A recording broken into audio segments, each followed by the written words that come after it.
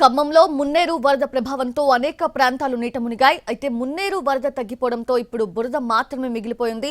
ఖమ్మం నగరంలో అనేక ప్రాంతాల్లో బురదతో ప్రజలు ఇక్కట్లు పడుతున్నారు. ఇళ్లలో ఉన్న బియ్యం వస్తువులన్నీ తడిసిపోయాయి. పూర్తి డీటెయిల్స్ తెలుసుకుందాము. మా ప్రతినిధి భూపాల్ అందిస్తారు.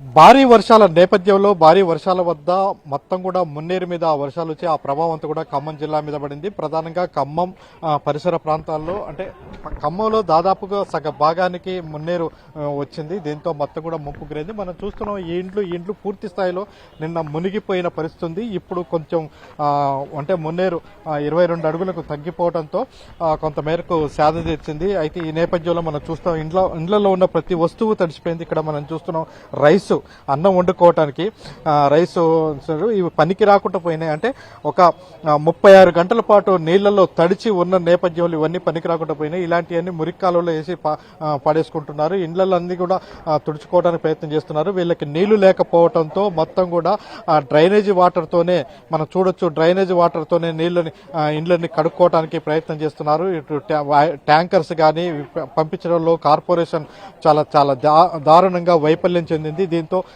ప్రజలు మాత్రం చాలా ఇబ్బంది పడుతున్నారు. ఇది మొత్తం కూడా ఇప్పుడు అన్ని కూడా తమ ఇండ్లలో ఉన్న ప్రతి వస్తువుని బయటికి తీసుకుని వచ్చి కడుక్కోవడానికి ప్రయత్నం చేస్తున్న దృశ్యాలను మనం చూస్తున్నాం. ఏ వస్తువు అంటే దాదాపుగా 15 అడుగులకు పైగా నీళ్లు రావడంతో ఈ సమస్య ఏర్పడింది. దీంతో ఇక్కడ వాళ్ళందరూ కూడా చాలా ఆర్థిక నష్టంలో కోరుకొనిపోయిన పరిస్థితి. చెప్పు, ఏంటి పరిస్థితి? అత్యంత దారుణమైన పరిస్థితి. ఇక్కడ దాదాపు ఏంటంటే ఇక్కడ ఎవరికి ఏ విధమైన మౌలిక వసతులు కానీ ఎవరు వచ్చి పట్టించుకున్నది కానీ ఏమీ లేదు. ప్రతి ఒక్కరి పరిస్థితి దయనీయమైన పరిస్థితి. ఇక్కడ ఒక వననాతీతం చెప్పే పరిస్థితి లేదు. చిన్న పెద్ద అనేది లేదు. దాదాపు ఏంటంటే దాదాపు 30 అడుగులు వచ్చింది. ఇక్కడ ఎన్నడూ లేదు దాదాపు ఒక 50 సంవత్సరాల నుంచి. కానీ అధికారులు మాత్రం ఎక్కడ కూడా స్పందన అనేది ఇక్కడ అవపడట్లేదు మాకు. ఎక్కడ కూడా కనీసం తాగడానికి నీళ్లు, కనీసం శానిటైజర్ కూడా చేయట్లేదు. ఇక్కడ శానిటైజేషన్ కానీ ఇక్కడున్న రోడ్ల మీద చెత్త చెదరం తీసేయడం కానీ ఎవరి ఇంట్లో వాళ్ళే కష్టపడుతున్నారు. వాటర్ లేదు, కరెంట్ అంటే ఇప్పుడు వచ్చే పరిస్థితి లేదు. అంత దారుణంగా చాలా దయనీయంగా ఉంది ఇక్కడ పరిస్థితి మటుకు.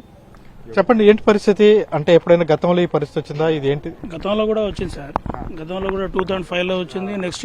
లాస్ట్ ఇయర్ కూడా వచ్చింది. లాస్ట్ ఇయర్ తాత్కాలికంగా మెయిన్ రోడ్డు వరకు ఎంట్రన్స్ వరకు వచ్చినాయి. కానీ ఈ సంవత్సరం చాలా వేగంగా వచ్చింది వరద. కనీసం అధికారులు మమ్మల్ని హెచ్చరించడంలో కానీ, వచ్చి మాకు సాయం చేయడంలో కానీ, రిహాబిలిటేషన్ కానీ, కనీసం డ్రింకింగ్ వాటర్ కానీ, మార్నింగ్ నుంచి మేము వరద తగ్గిందని తెలిసిన తర్వాత 5 గంటలకు వచ్చి ఎర్లీ మార్నింగ్ వచ్చి క్లీన్ చేసుకుంటున్నాం. మా ఫ్రిడ్జ్లు అన్నీ ఖరాబ్ అయిపోయినాయి. ఫ్రిడ్జ్లు ఖరాబ్ అయినాయి, ఇంట్లో సామాన్ ఖరాబ్ అయిపోయింది. మేము తినేది రేషన్ బియ్యం సార్. రేషన్ బియ్యం కూడా ఖరాబ్ అయిపోయింది. మేము రోజువారీ కూలీలం. మేము కనీసం మాకు 3 రోజుల నుంచి పని లేదు. కనీసం తినడానికి తిండి లేదు. ఏ అధికారి వచ్చి చూడట్లేదు. ఇంట్లో ఉన్న వస్తువులన్నీ బియ్యం ఒక్కొక్కరి ఇంట్లో దగ్గర 3 క్వింటాలు 2 క్వింటాల బియ్యం మొత్తం ఖరాబ్ అయిపోయినాయి.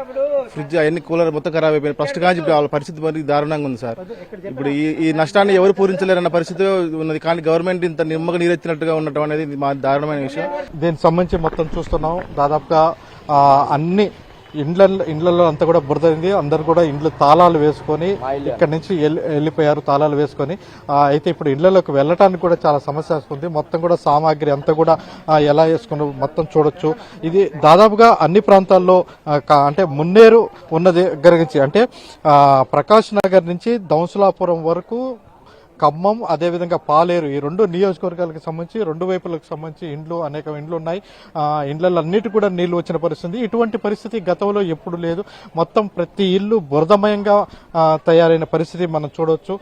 అయితే దీనికి సంబంధించి అధికారులు సకాలంలో స్పందించడం, అయితే క్లీనింగ్ చేసుకోవడం విషయంలో కూడా సహకరించాల్సిన అవసరం ఉంది. కానీ అది ఇంతవరకు కూడా అధికారులు ఎవరు పట్టించుకోవట్లేదు అనేది ఆవేదన వ్యక్తం చేస్తున్నారు.